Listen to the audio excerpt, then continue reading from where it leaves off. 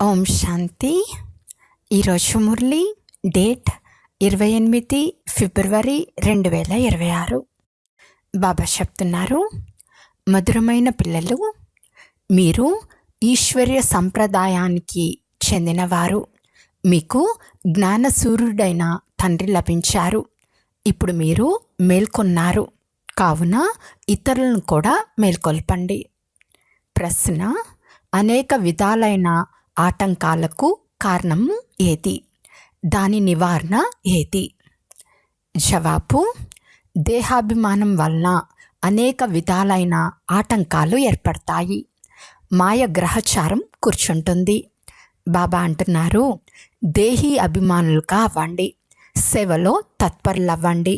స్మృతి యాత్రలో ఉంటే గ్రహచారం అంతమైపోతుంది. ఓం శాంతి. ఆత్మిక పిల్లల వద్దకు శ్రీమతం నిచ్చేందుకు లేక అర్థం చేయించేందుకు తండ్రి వచ్చారు. డ్రామా ప్లాన్ అనుసారం అన్ని పనులు జరుగుతాయని పిల్లలకు తెలుసు. ఇక చాలా కొద్ది సమయం మాత్రమే మిగిలి ఉంది. ఈ భారతదేశాన్ని రావణపురం నుండి మళ్ళీ విష్ణుపురంగా తయారు చేయాలి. ఇప్పుడు తండ్రి కూడా గుప్తంగా ఉన్నారు, చదువు కూడా గుప్తమే. సేవా కేంద్రాలైతే చాలా ఉన్నాయి. గ్రామాలలో, పట్టణాలలో చిన్న పెద్ద సేవా కేంద్రాలు చాలా ఉన్నాయి. పిల్లలు కూడా చాలామంది ఉన్నారు. ఇప్పుడు పిల్లలు ఛాలెంజ్ చేశారు. అంతేకాక ఏదైనా పుస్తకం తయారు చేయనప్పుడు అందులో మేము మా భారత భూమిని స్వర్గంగా తప్పకుండా తయారు చేస్తామని రాయాలి. మీకు కూడా మీ భారత భూమి చాలా ప్రియమైనది. ఎందుకంటే ఈ భారతదేశమే స్వర్గంగా ఉండేదని మీకు తెలుసు. దీనికి 5000 సంవత్సరాలు పూర్తయ్యాయని మీకు తెలుసు. భారతదేశం చాలా సుందరంగా ఉండేది. దానిని స్వర్గమని అంటారు. బ్రహ్మ ముఖవంశావళి అయిన మీకు మాత్రమే ఈ జ్ఞానం ఉంది. శ్రీమతంను అనుసరించి మనం ఈ భారతదేశాన్ని స్వర్గంగా తప్పకుండా తయారు చేయాలి. అందరికీ మార్గాన్ని చూపించాలి. ఏ ఇతర విషయాలు పట్టించుకోరాదు. పరస్పరం కూర్చుని ఈ ప్రదర్శనలోని చిత్రాల ద్వారా వార్తాపత్రికలలో ఈ చిత్రాలు ఎలా ప్రకటించాలో సెమినార్ చేయండి. కాంగ్రెస్ వారు భారతదేశాన్ని ఎలా సంస్కరించాలో పరస్పరం కూర్చుని చర్చించుకుంటారు. మీరు కూడా అలా చేయండి. క్రైస్తవులు మొదలైన వారిగా మారిన వారిని కలుసుకొని ఎలా సరిచేయాలి, భారతదేశంలో సుఖశాంతులు ఎలా స్థాపన చేయాలి అని ఆ ప్రభుత్వం వారు కూడా పురుషార్థం చేస్తున్నారు. మీరు కూడా పాండవ ప్రభుత్వం వారు. ఇది చాలా పెద్ద ఈశ్వర్య ప్రభుత్వం. దీనిని వాస్తవంగా పవిత్ర ఈశ్వర్య ప్రభుత్వము అని అంటారు. పతిత పావనులైన తండ్రి కూర్చుని పతితులైన పిల్లలను పావన ప్రపంచానికి యజమానులుగా చేస్తున్నారు.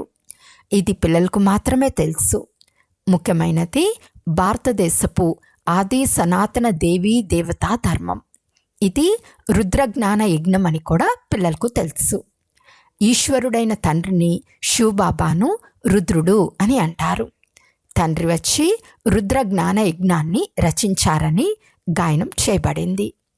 వారు కాలంను చాలా పొడిగించి పెద్దదిగా చూపించారు. అజ్ఞాన నిద్రలో నిద్రపోతున్నారు. ఇప్పుడు తండ్రి మిమ్మల్ని మేల్కొల్పారు. మీరు ఇతరులను కూడా మేల్కొల్పాలి. డ్రామా ప్లాన్ అనుసారం మీరు మేల్కొల్పుతూ ఉంటారు. ఇంతవరకు ఎవరు ఎంత పురుషార్థం చేశారో, ఎలాంటి పురుషార్థం చేశారో కల్పక్రితం కూడా అంతే చేశారు. యుద్ధ మైదానంలో ఓటమి గెలుపు జరుగుతూనే ఉంటాయి. అప్పుడప్పుడు మాయ శక్తివంతంగా ఉంటుంది. అప్పుడప్పుడు ఈశ్వర్య సంతానం శక్తివంతంగా ఉంటారు. ఒక్కొక్కసారి సర్వీస్ చాలా తీవ్ర వేగంగా జరుగుతుంది. అక్కడక్కడ పిల్లలకు మాయ విఘ్నాలు కలిగిస్తుంది. మాయ ఒక్కసారిగా మూర్ఛితులుగా చేసేస్తుంది. ఇది యుద్ధ మైదానం కదా. రావణ మాయ రాముని సంతానాన్ని మూర్ఛితులుగా చేస్తుంది. లక్ష్మణుని గురించి కథ కూడా ఉంది కదా. మనుషులందరూ కుంభకర్ణుని నిద్రలో నిద్రిస్తున్నారని మీరంటారు. ఈశ్వర్య సాంప్రదాయమైన మీరు మాత్రమే ఇలా అంటారు. మీకు జ్ఞాన సూర్యుడు లభించారు. ఎవరికైతే లభించి మేల్కొన్నారో వారికి మాత్రమే అర్థమవుతుంది. ఇందులో ఒకరికొకరు చెప్పుకునే మాటే లేదు. మనము ఈశ్వర్య సంప్రదాయాలమని మేల్కొన్నామని మీకు తెలుసు. మిగిలిన వారంతా నిద్రిస్తున్నారు. పిల్లలకు వారసత్వం ఇచ్చేందుకు పరంపిత పరమాత్మ వచ్చారని వారికి తెలియదు. వారు తండ్రిని పూర్తిగా మర్చిపోయారు. తండ్రి భారతదేశంలోనే వస్తారు. వారు వచ్చి భారతదేశాన్ని స్వర్గానికి అధికారిగా తయారు చేస్తారు. భారతదేశం స్వర్గంగా ఉన్నప్పుడు పూర్తి విశ్వానికి యజమానిగా ఉండేది. ఇందులో సంశయం ఏమాత్రమూ లేదు. పరంపిత పరమాత్ముని జన్మ కూడా ఇక్కడే జరిగింది. శివ జయంతి పండుగ చేస్తారు కదా, కనుక వారు వచ్చి ఏదైనా కార్యాన్ని తప్పకుండా చేసి ఉంటారు కదా. వారు స్వర్గస్థాపన చేసి ఉంటారని బుద్ధి చెప్తుంది. ప్రేరణ ద్వారా స్థాపన జరగదు. ఇక్కడ పిల్లలైన మీకు రాజయోగం నేర్పించబడుతుంది. స్మృతి యాత్ర అర్థం చేయించబడుతుంది. ప్రేరణ ద్వారా ఎటువంటి శబ్దం వ్యాపించదు. శంకరుడు ప్రేరేపించినందున యాదవులు కూడా మిసైల్స్ తయారు చేస్తారని మీరు భావిస్తారు. కానీ ఇందులో ప్రేరణ విషయం లేనేలేదు. డ్రామాలో మిసైల్స్ మొదలైనవి తయారు చేయు పాత్ర వారికి ఉందని మీరు అర్థం చేసుకున్నారు. ప్రేరణ అనే మాటే లేదు. డ్రామానుసారం వినాశనం తప్పకుండా జరిగే తీరాలి. మహాభారత యుద్ధంలో మిసైల్స్ ఉపయోగించారని గాయనముంది. జరిగిపోయింది రిపీట్ అవుతుంది. మేము భారతదేశంలో తప్పక స్వర్గస్థాపన చేస్తామని, అక్కడ ఒకే ధర్మం ఉంటుందని మీరు గ్యారంటీ ఇస్తారు. అనేక ధర్మాలు వినాశనమవుతాయని మీరు రాయరు. స్వర్గస్థాపన జరిగినప్పుడు ఏ ఇతర ధర్మము ఉండదని చిత్రంలో రాయబడి ఉంది. ఇప్పుడు మీకు అర్థమవుతూ ఉంది. అందరికంటే పెద్ద పాత్ర శివునిది, బ్రహ్మది, విష్ణువుది. బ్రహ్మయే విష్ణువు, విష్ణువే బ్రహ్మ. ఇవన్నీ చాలా రహస్యమైన విషయాలు. విష్ణువు బ్రహ్మగా ఎలా అవుతారో, బ్రహ్మ మళ్ళీ విష్ణువుగా ఎలా అవుతారో వివేకవంతులైన పిల్లల బుద్ధికి వెంటనే అర్థమవుతుంది. దైవీ సాంప్రదాయంగా తప్పక తయారవుతుంది. కేవలం ఒక్కరి మాటే కాదు. ఈ విషయాలను పిల్లలైన మీరు అర్థం చేసుకుంటారు. ప్రపంచంలో ఒక మనిషికి కూడా అర్థం కాదు. లక్ష్మీనారాయణను, విష్ణువును పూజిస్తారు. కానీ విష్ణు యొక్క 2 రూపాలే లక్ష్మీనారాయణులని, వారే నూతన ప్రపంచంలో రాజ్యపాలన చేస్తారని వారికి తెలియదు. 4 భుజాలు గల మనుషులు ఎవరు ఉండరు. ప్రవృత్తి మార్గానికి ఒక లక్ష్యంగా ఈ గుర్తును సూక్ష్మవతనంలో చూపిస్తారు. ఈ మొత్తం ప్రపంచ చరిత్ర భూగోళం ఎలా తిరుగుతూ ఉందో ఎవరికీ తెలియదు. తండ్రిని గురించే తెలియకుంటే వారి రచన గురించి ఎలా తెలుసుకోగలరు? తండ్రి స్వయంగా రచన యొక్క ఆది మధ్యాంతాల జ్ఞానాన్ని తెలియచేస్తున్నారు. ఋషులు మునులు కూడా మాకు తెలియదని అనేవారు. తండ్రిని తెలుసుకుంటే రచన ఆది మధ్యాంతాలను కూడా తెలుసుకుంటారు. తండ్రి అంటున్నారు, నేను ఒక్కసారి మాత్రమే వచ్చి పిల్లలైన మీకు సంపూర్ణ జ్ఞానాన్ని తెలియచేస్తాను. ఆ తర్వాత నేను రానే రాను. అందువలన రచయిత రచనల ఆది మధ్యాంతాలను ఎలా తెలుసుకోవాలి? తండ్రి స్వయంగా సంగం యుగంలో తప్ప నేను ఎప్పుడూ రాను.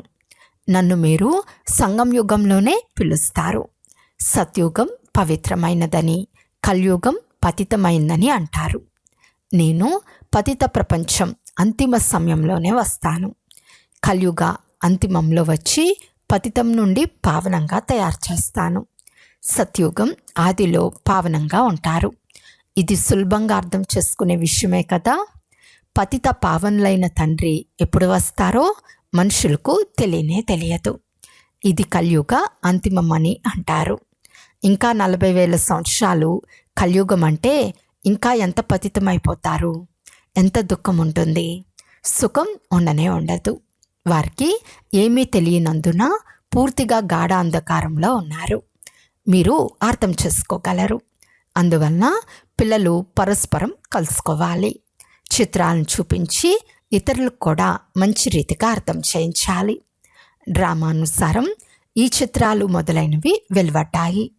జరిగిపోయిన సమయం మళ్ళీ జరిగింది, జరిగినట్లే డ్రామాగా నడుస్తుందని పిల్లలకు తెలుసు. పిల్లల స్థితి అప్పుడప్పుడు హెచ్చు తగ్గులవుతూ ఉంటుంది. ఇది చాలా అర్థం చేసుకునే విషయము. అప్పుడప్పుడు గ్రహచారం కూర్చుంటే దాన్ని తొలగించుకునేందుకు ఎంతో ప్రయత్నిస్తారు. బాబా మాటి మాటికి చెప్తున్నారు, పిల్లలు మీరు దేహాభిమానంలోకి వస్తారు, అందుకే మాయ ఢీకొంటుంది. దాన్ని ఎదుర్కొనేందుకు దేహీ అభిమానులు కావాలి. పిల్లల్లో దేహాభిమానం చాలా ఉంది. మీరు దేహీ అభిమానులుగా అయితే తండ్రి స్మృతి ఉంటుంది, సేవలో ఉన్నతి జరుగుతూ ఉంటుంది. ఉన్నత పదవి పొందువారు సదా సేవలో లగ్నమై ఉంటారు.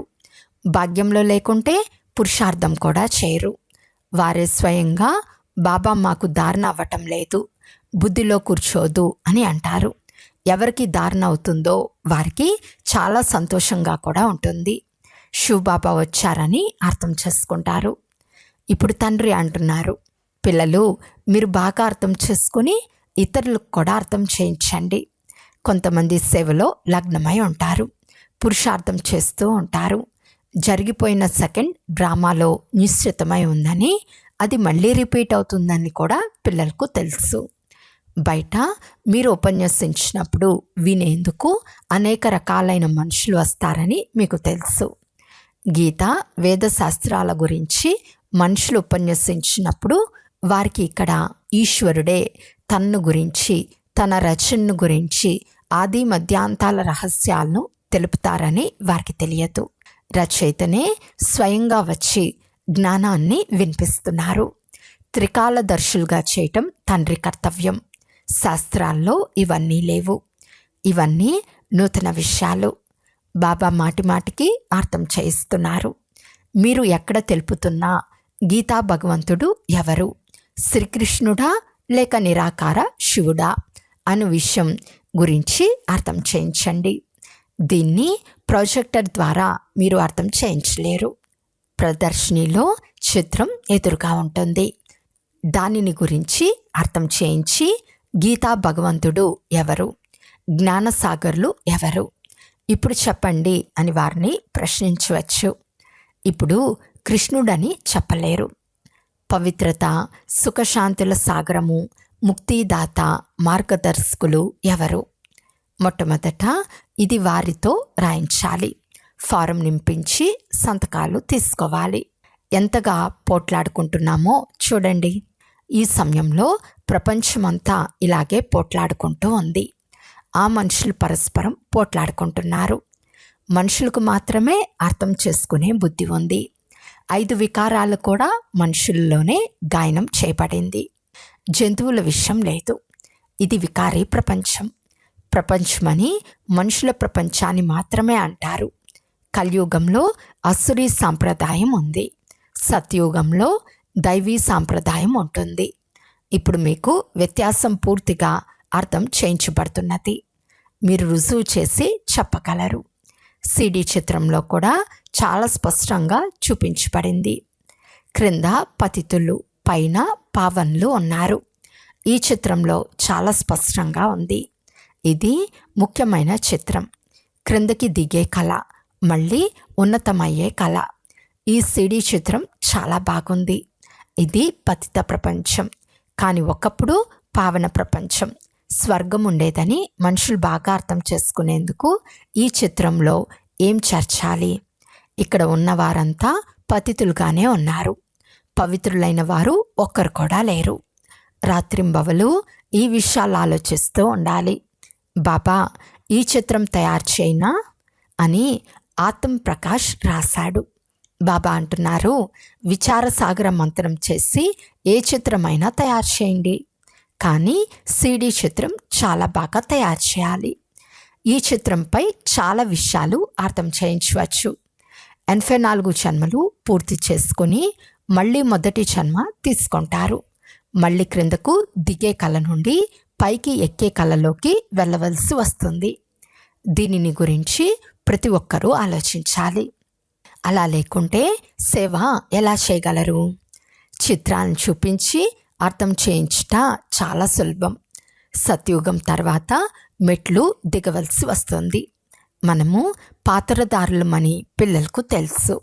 ఇక్కడి నుండి నేరుగా సత్యుగంలోకి బదిలీ అవ్వరు. మొదట శాంతిధామానికి వెళ్ళాలి. మీలో కూడా స్వయాన్ని డ్రామాలో పాత్రదారులమని భావించేవారు నెంబర్ వారుగా ఉన్నారు. ప్రపంచంలోని వారు మేము పాత్రదారులమని ఎవరు అనరు. పాత్రలు అభినయిస్తూ డ్రామా క్రియేటర్, డైరెక్టర్ గురించి, డ్రామా ఆది మధ్యాంతాలు తెలుసుకోకుంటే వారు ఫస్ట్ క్లాస్ తెలివిహీనులని మనం రాయను కూడా రాస్తాము. ఇది భగవంతుడు తెలిపిన విషయం. బ్రహ్మతనువు ద్వారా శివ భగవాను వాచ. జ్ఞానసాగర్లు నిరాకారులు, వారికి సొంత శరీరం లేదు. ఇవి బాగా అర్థం చేసుకోవలసిన యుక్తులు. పిల్లలైన మీకు చాలా నశ ఉండాలి. మనము ఎవరిని నిందించము. ఇది నిజమే కదా. గొప్ప గొప్ప వారి చిత్రాలన్నీ మీరు వేసుకోవచ్చు. ఈ సిడి చిత్రం మీరు ఎవరికైనా చూపించవచ్చు. అచ్చా, మధురాతి మధురమైన అపురూపమైన పిల్లలకు మాతాపిత బాప్తాతాల ప్రియ స్మృతులు మరియు గుడ్ మార్నింగ్. ఆత్మిక పిల్లలకు ఆత్మిక తండ్రి నమస్తే.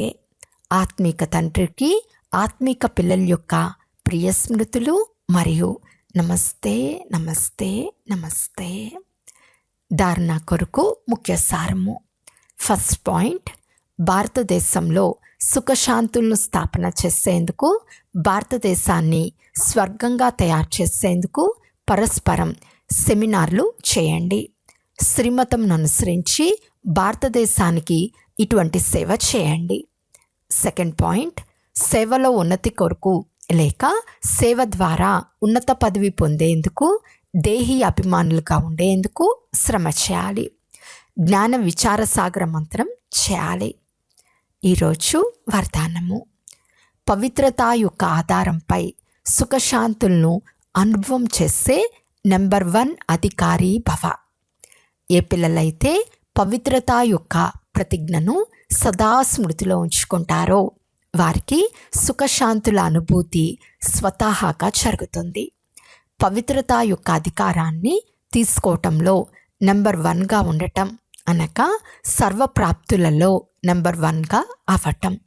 అందువలన పవిత్రత యొక్క పునాదిని ఎప్పుడూ బలహీనం చేసుకోకండి. అప్పుడే లాస్ట్ సో ఫాస్ట్గా వెళ్తారు. సదా ఇదే ధర్మంలో స్థితమై ఉండండి. ఏం జరిగినా వ్యక్తి కానీ, ప్రకృతి కానీ, పరిస్థితి కానీ ఎంతగా కదిలించినా భూమి బద్దలైన ధర్మాన్ని వదలకండి. స్లోగన్. వ్యర్థమంటే ఏమిటో తెలియనంత అమాయకులు అంటే ఇన్నోసెంట్గా అయితే సత్యమైన సెయింట్గా అవుతారు. అవ్యక్త సూచన. ఏకత మరియు విశ్వాసం యొక్క విశేషత ద్వారా సఫలతా సంపన్నంగా అవ్వండి. ప్రతి పుత్రుడు ఏకరస శ్రేష్ఠ స్థితి యొక్క ఆసనదారిగా, ఏకాంతవాసిగా, అశరీరిగా, ఏకతా స్థాపకునిగా, ఏకనామీ యొక్క అవతారంగా అవ్వాలని బాప్తాత కోరుకుంటున్నారు. ఒకరి విచారాలను మరొకరు అర్థం చేసుకుని గౌరవం ఇవ్వండి. ఒకరికొకరు సూచనలు ఇచ్చుకోండి. పరస్పరంలో ఇచ్చిపుచ్చుకొని సంఘటన యొక్క శక్తి స్వరూపాన్ని ప్రత్యక్షం చేయండి. ఎందుకంటే మీ సంఘటన యొక్క ఏకతా శక్తి మొత్తం బ్రాహ్మణ పరివారంను సంఘటనలోకి తీసుకువచ్చేందుకు నిమిత్తంగా అవుతుంది. అచ్చా, ఓం శాంతి.